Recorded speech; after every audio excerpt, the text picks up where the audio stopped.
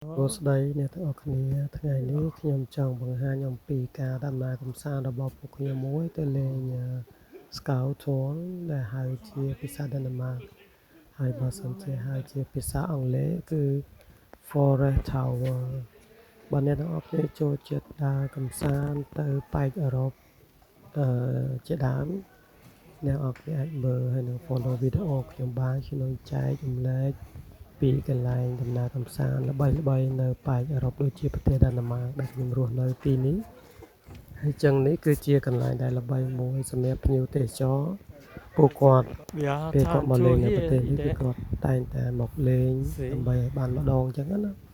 ហើយការចូលទស្សនានៅទីនេះគឺយើងត្រូវតែទិញសំបុត្រចូលហើយសំបុត្រម្នាក់គឺតម្លៃ$40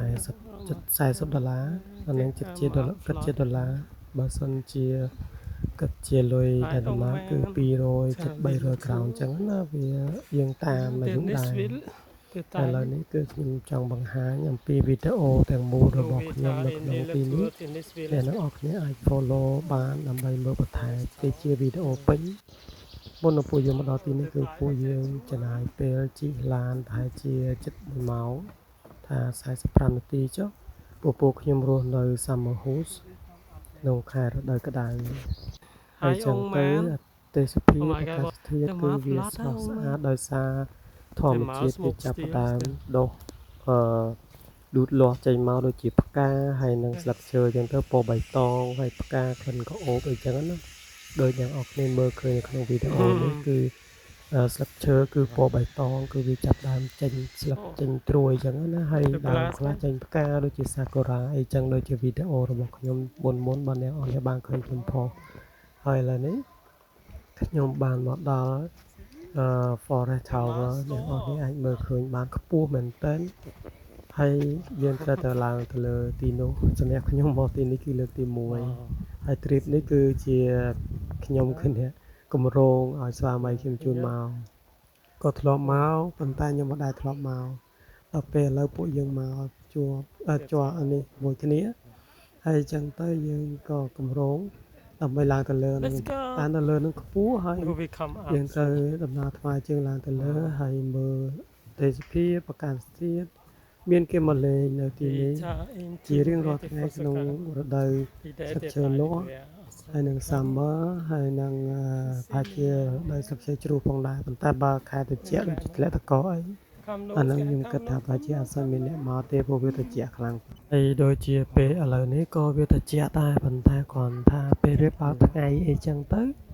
យើងអាចពាក់ខោអាវសម្រាប់ summer បានប៉ុន្តែបើសិនជាវាអត់មានបើកថ្ងៃបើកអីនឹងវាអាចត្រជាក់ខ្ញុំទៅពាក់អាវល្ងាស្ដើងល្មមណាស់មិនមែនថាអាវល្ងាក្រាស់ខ្លាំងអីចឹងណាវាអាចហប់ឥឡូវនេះខ្ញុំបានឡើងមកដល់លើហើយអ្នកនរគ្នាមើលឃើញទេសភាពអាកាសធាតុពិតជាស្រស់ស្រាយមែនទែននេះគឺស្វាមីខ្ញុំសប្បាយចិត្តបានមកលេងជាមួយខ្ញុំឥឡូវនេះពួកយើងដើរឡើងទៅលើបន្តទៀតអ្នកនរគ្នាអាចមើលនៅក្នុងវីដេអូរបស់ខ្ញុំបានគ្រប់វីដេអូខ្ញុំនឹងចែករំលែកកន្លែងដែលកម្សាន្តល្បីៗនៅប្រទេសដាណឺម៉ាកហើយអ្នកនរគ្នាអាចកត់ចំណាំទុកពេលថ្ងៃណាមួយអ្នកនរគ្នាអាចមានពេលមកលេងអ្នកនរគ្នាអាចរកមើលហើយ search ឈ្មោះតំបន់ដែលត្រូវដើរលេងកម្សាន្តនៅប្រទេសដាណឺម៉ាកអញ្ចឹងណា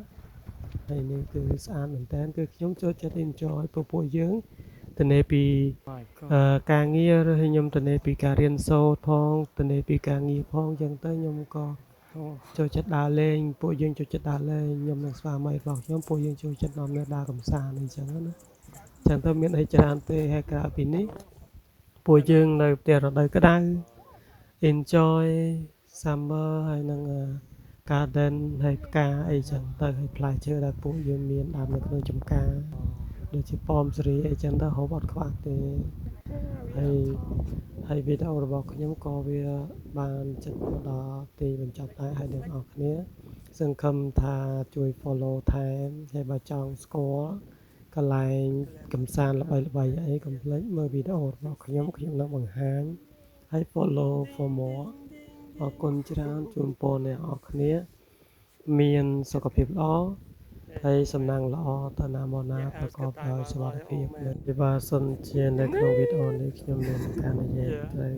មានការលើសលួសឬក៏ខ្វះខាតអីសូមមេត្តាអធ្យាស្រ័យឲ្យខ្ញុំផងព្រោះខ្ញុំអត់សូវប៉ុននិយាយទេហើយខ្ញុំក៏អត់សូវបញ្ចូលសម្លេងអីច្រើនដែរតែគ្រាន់តែខ្ញុំចង់ចែកម្លែកឲ្យបងប្អូនដែលចូលចិត្តមកចង់ដើរកម្សាន្តទៅប្រទេសក្រៅឬក៏ប៉ែកអឺរ៉ុបអីចឹងទៅខ្ញុំចង់ចែកម្លែកកន្លែងដែលកម្សាន្តល្អៗសម្រាប់ពួកគាត់អរគុណ